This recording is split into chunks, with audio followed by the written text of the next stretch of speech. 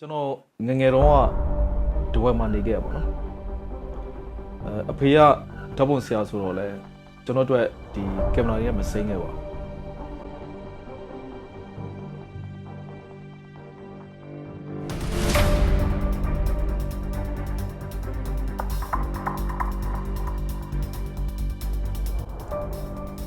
အဲ့တော့ဒီကလေးဘွားတွေကနေပြီးတော့ဓာတ်ပုံတွေကကျွန်တော်အတွက်ကတော့စိတ်သင်္ကာမရှိခဲ့တယ်လို့ပေါ့နော်ဒါပေမဲ့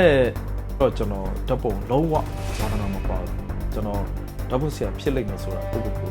ဒီအဖေရဲ့ဓာတ်ပုံဆရာဆိုတိုင်းကျွန်တော်ဖြစ်ရမယ်လို့ခံကြကျွန်တော်ရှိ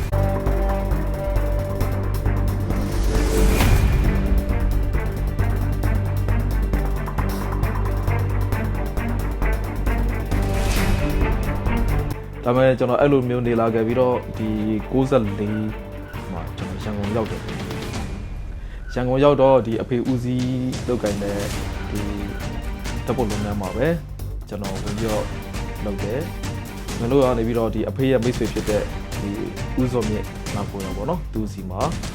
ကျွန်တော်အပ်ပေးပြီးတော့သူစီမှာဦးစောမြင့်စီမှာတင်တန်းရလို့တော့မဟုတ်ပါဘူးကျွန်တော်မသိတာမင်းဒီကလည်းကျွန်တော်အရန်သဘောကောင်းတဲ့ဆရာတယောက်ပေါ့နော်ကျွန်တော်ဘဝမှာဆရာကန်ကောင်းလာပြီပဲအတင်းဆရာမြင်ဆရာတွေလည်းကျွန်တော်ဘဝမှာအများကြီးရှိခဲ့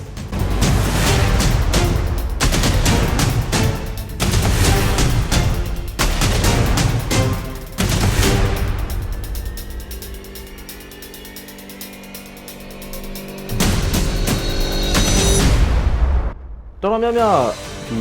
ကျွန်တော်ကိုတီးလိုက်လို့ရှိရင်ကိုကျော်စွာလှကြည့်ကျွန်တော်ပေါ့နော် lighting အဲ့ဒါပဲသူအပြောများကြတကယ်တော့ကျွန်တော် lighting ဆရာမဟုတ်ပါဘူးကျွန်တော် portrait photographer တယောက်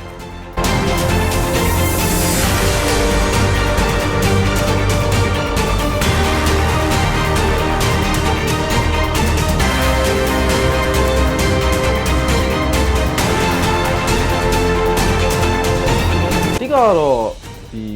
idea ပါဒီ idea ကိုအသုံးချတတ်မယ်ဆိုရင်ဗဇက်ဒီကျွန်တော်တို့ဗဇက်ကနေပြီးတော့မလိုပါဘူး idea ကောင်းမှုပဲလိုပါတယ်အဓိကတော့ဒါပါပဲ